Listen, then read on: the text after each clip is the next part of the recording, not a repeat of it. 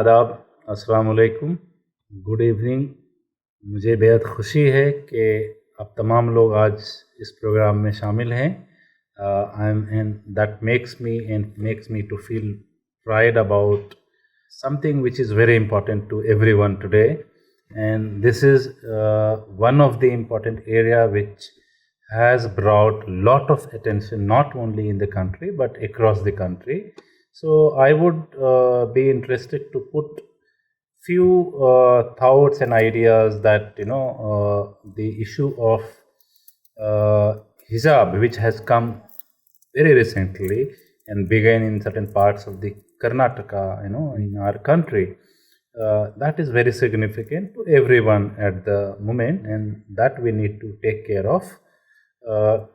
So that was the reason that मैंने आज के बहस का ही नहीं बल्कि आज की गुफ्तगू का, आज की बातचीत का और आज के बातचीत के जिस मौजू पे हम बात करेंगे उसको मैंने सोचा क्यों ना discussing sociological aspect about the discourse of hijab and clothing. ये एक ऐसा मौजू है जिस पे कई सालों से और पिछले 10-15 सालों से मेरी अगर नज़र और तहकीक उस पे जाती है तो काफ़ी लोगों ने लिखा है, और आप तमाम हाजरीन और नाजरीन को ये याद होगा। आप पढ़े लिखे लोग हैं, आप कॉन्शियस सिटीजन्स हैं हिंदुस्तान के या बैरूनी ममालिक के, जिन्होंने अरब स्प्रिंग के वक्त 2010-11 के दरमियान भी इस मौजू को वेस्टर्न मीडिया में ख़ास तौर से तमाम मगरबी ममालिक में इस पे गुफ्तगू हुई थी। But today we are at a very different juncture of debate, discussion and criticality of locating this issue. Everybody is either talking of the legal perspective, locating from the law provisioning, or the state, how the state looks into this issue, or in the context of greater challenge which Indian democracy has today about the political assertion, and these two are definitely very important, very significant, and all of us understand at our own context. We put the thing in our own context and then locate the larger issues in the political debate, political discourse, or how law and judiciary is discussing the issue of hijab and then dress about a community or about any community in the country. So friends, it is very important for us to think, so I thought, why not we also talk on and by training what we understand society as a whole. All of us know that Indian society is a multicultural society. A society is multicultural, plural in nature, and we have lived in a diversified lifestyle for centuries. And these are historical facts. We cannot deny about that. But why suddenly these issues crop up? Why suddenly issue of clothing, dress, and today about hijab comes up?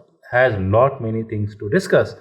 But बेहद अहम बात यह है, बेहद ज़रूरी बात यह है कि क्या इन मौज़ूआत पे बात होती हैं जब कोई वाक़या हमारे सामने पेश आता है, या कोई सियासी मसाइल खड़ा करना चाहता है, कोई सियासी निज़ाम में तब्दीली लाना चाहते हैं, या किसी ख़ास गिरोह के, किसी ख़ास ग्रुप के या कुछ ग्रुप्स के शायद मफाद इसमें शामिल हों। बहुत सारे वजूहात हैं जिस पे हमें सोचने की ज़रूरत है, समझने की ज़रूरत है। But when you locate this issue of sociological aspect of discoursing on the discourse of hijab and clothing, this brings us to a situation where we need to see the crisis, the conflict, or the inter-community conflict which has emerged in certain parts of the country will not be limited to that region, that locality, that state, but this will influence the people's mind and perception across the country. And I believe this is not limited to across country. Now it has become an issue which is being written up and covered in the international media. So imagine a situation where when you talk of women, You talk of Muslim women. When you talk of women, you talk of Hindu women. When you talk about women, you talk of Christian or Buddhist women. Why not you talk of the people who are women as a whole? The problems, the crisis, the kind of deprivation women in India have faced is a greater challenge for any nation. So India as a nation has to address a lot of issues which is concerned to women as a whole. लेकिन मामला यहाँ रुकता नहीं है, मसाइल यहाँ थमते नहीं हैं, बल्कि इन मसाइल के हल तलाशने के एवज़ में हमें नए मसाइल को देखना पड़ता है और उन मसलों के साथ दरपेश होनी पड़ती है। असल कहानी ये है कि डिस्कोर्स उन मामलात पे होने चाहिए थे, उन मौज़ूआत पे होने चाहिए थे जो हमारी ज़िंदगी को दरअसल हर एतबार से मुतासिर करती हैं। तालीम के मैदान में, सेहत के मैदान में, लोगों की पार्टिसिपेशंस के मैदान में, या पॉलिटिकल पार्टिसिपेशन प्रोसेस में क्या इश्यूज़ हैं, लोगों की एवरीडे लाइफ में कितनी दिक्कतें आती हैं, उस पे गुफ्तगू होनी थी। लेकिन हिंदुस्तान की सियासी निज़ाम, सियासी मफाद ये मौका कब देती है, और कभी दिया भी नहीं है। जब जब इन मौक़े को क्रिएट करने की कोशिश करती है सिविल सोसाइटी, उसको निस्तो नाबूद करने के लिए, उसे कमज़ोर करने के लिए, या उसे दरकिनार करने के लिए नए मसाइल खड़े किए जाते हैं। मुझे लगता है कभी कभी हिजाब का जो मामला कर्नाटका में के कुछ स्कूल और तालीमी गाहों से शुरू हुआ, perhaps that is one of the reason that people wanted to raise this and take benefits, make out some kind of benefits from this crisis and use it for their own purposes for a long term of benefit. These are long time investment being put by certain social groups, certain political parties. So we have to be slightly calm, cool, and then think why hijab becomes a matter of discourse. And this is not a matter of discourse. For me, I thought this should have been a discourse. Let there be discourse on dress, cloth, and hijab. But discourse which is constructive, discourse which is oriented to a discourse which can lead to certain resolution of the crisis if there is at all. But problem is that where is the crisis? Where is the problem? Have we ever had a discourse on educational provision and attainment of educations to be given to Muslim women in the country? Have we ever found that any political group or social group or any other civil society organizations tried to bring educational upliftment among one of the largest minority groups and then most deprived in the country? Muslim women are one of the most deprived in terms of educational attainment. Their presence in educational institutions and higher educational is one of the lowest in terms of their participation and attainment of education. So who have and do we find any strong policy provisionings? No, we have provisioning which is for everybody. If somebody is too much concerned about their freedom, equity, equality, right to access any public resources, why not those provisions being brought up through the legislations, through the provisions which is there already in the constitutional and different articles of our constitution, right? So that is not the person. Nobody wants that Muslim women should be given good healthcare services, access to healthcare services. Some of the studies, sociological studies, if you read, you will find that Muslim women have been most deprived in their education and healthcare services. These are too important. Who talks about the employment opportunities to be given to Muslim women? No one talks of.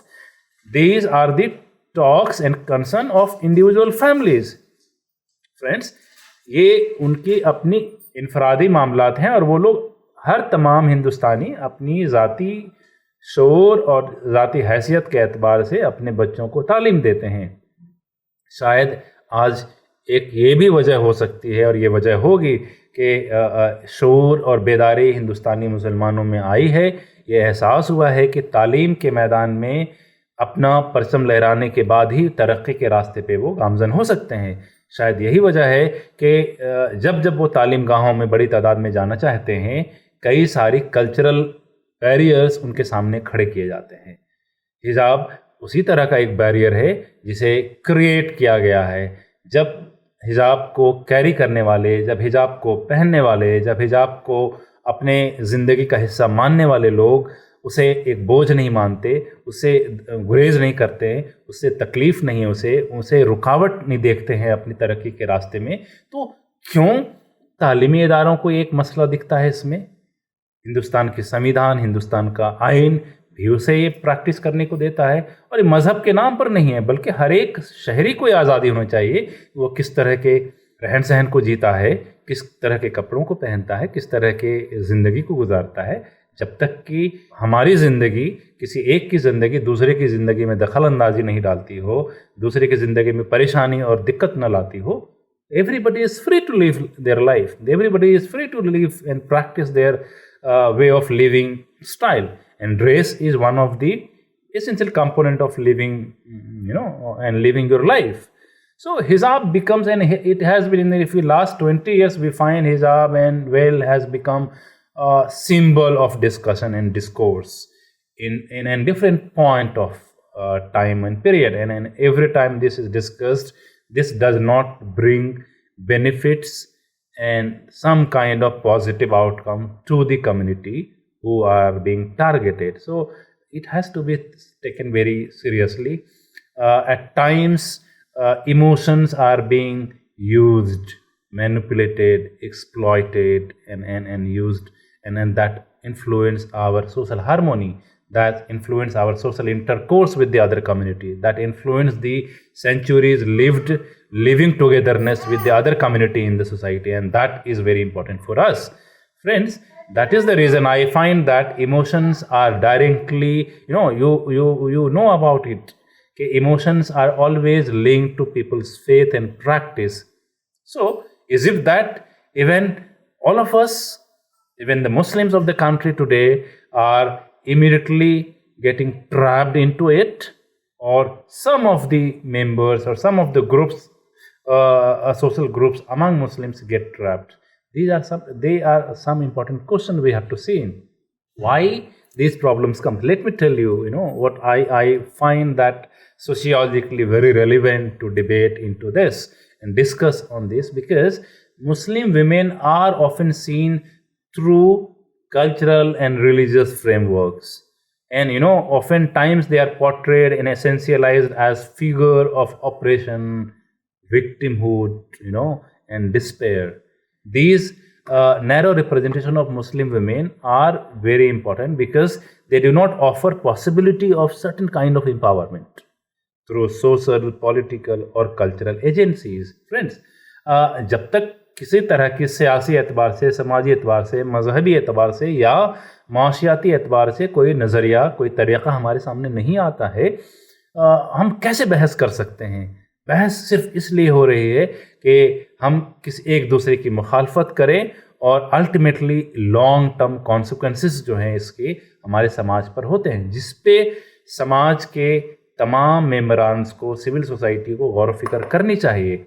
The problem is that construction of female identity and exercising religious freedom as a form of democracy and self-expressions, has become important way today.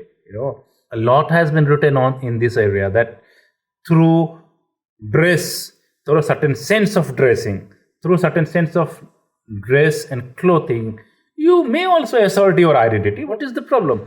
Problem is that when a group of people or our community is identified only because of the certain dressing they have, that creates a lot of trouble for others, and then those identities are created and framed in a stereotyped situations, and you gradually bring a lot of prejudices against those communities, and that is a trouble for any community.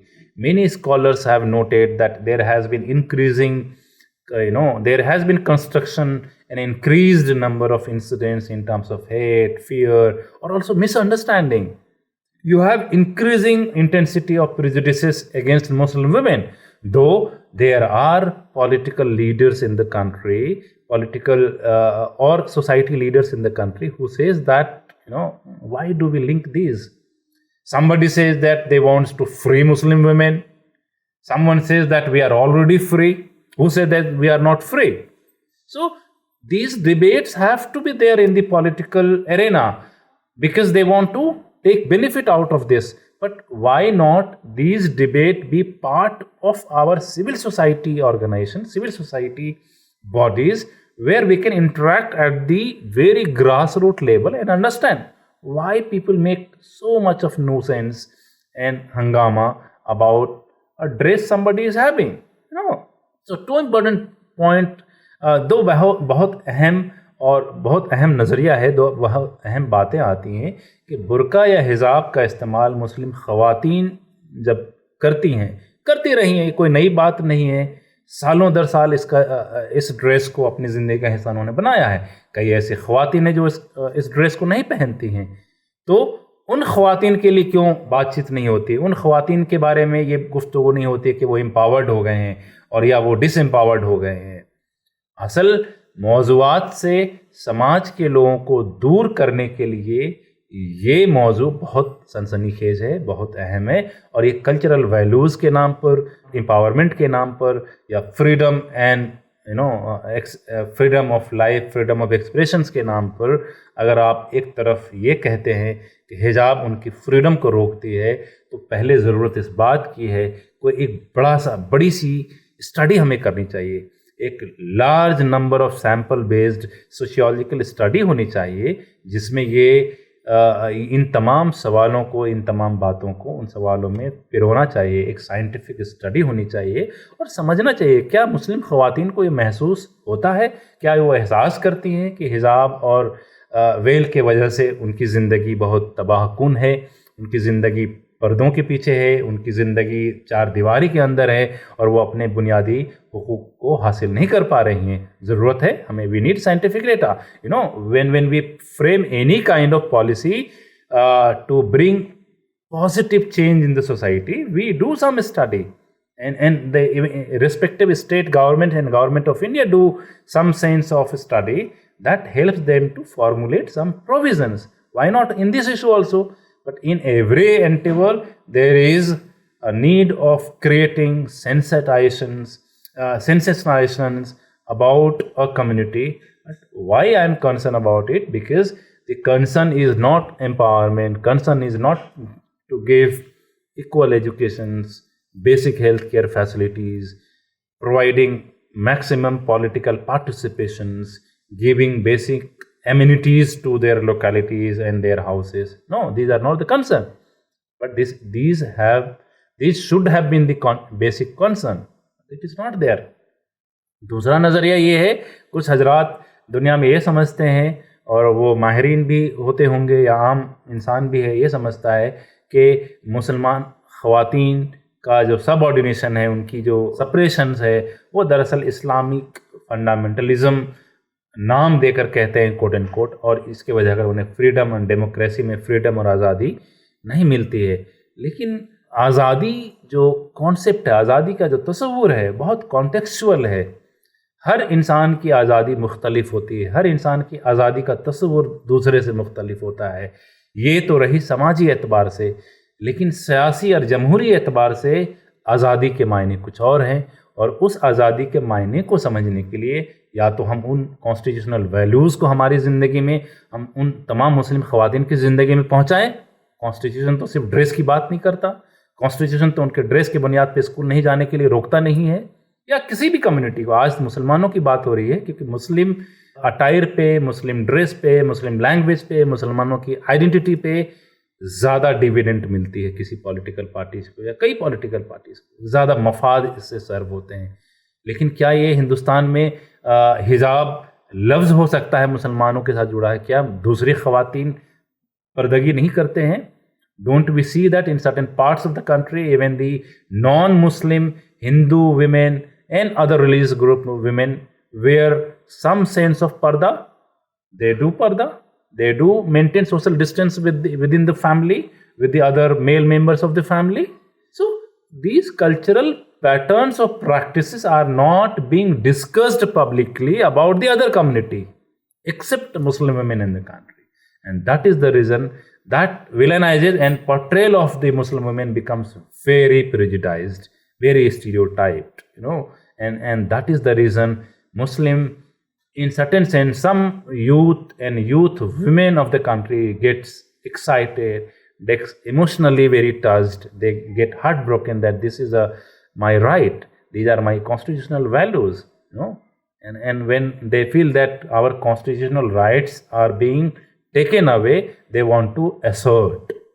یہ جو assertion کی بات ہے، یہ جو اپنی حقوق کو منوانے کی بات ہے یا اپنے حقوق کو حاصل اور اپنی زندگی میں ڈھالنے کی بات آتی ہے، تب مسائل کریٹ ہوتے ہیں ان لوگوں کے لیے جو کسی بھی طرح کے خواتین کی آزادی نہیں چاہتے ہیں.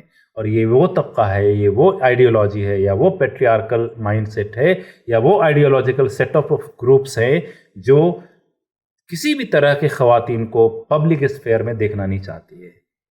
کسی بھی طرح کے کسی بھی کمیونٹی کے ریلیجس گروپ کے خواتین کو برابر حقوق نہیں دینا چاہتی ہے، انہیں تعلیم نہیں دینا چاہتی، انہیں صحت کی سہولتیں نہیں دینا چاہتی ہیں، خواہ وہ مسلم خواتین کے ہو. چونکہ مسلم خواتین کے نام پر پولرائزیشنز کی جا سکتی ہے اور سماج میں جو رشتوں کا تانا بانا ہے، سماج میں میل جول کا جو تاریخی اعتبار سے، جو جذباتی اعتبار سے، تاریخی باتیں سے، اقتصادی اعتبار سے، سماجی اعتبار سے جو جڑاؤ ہے، جو میل جول زندہ رہا ہے ہندوستان میں، اسے توڑنے میں آسانی ملتی ہے. اسی وجہ کر Muslim women and Muslim female becomes a target of those groups, But somebody would be very happy to see the thousands and thousands of young women are asserting their identity on public space.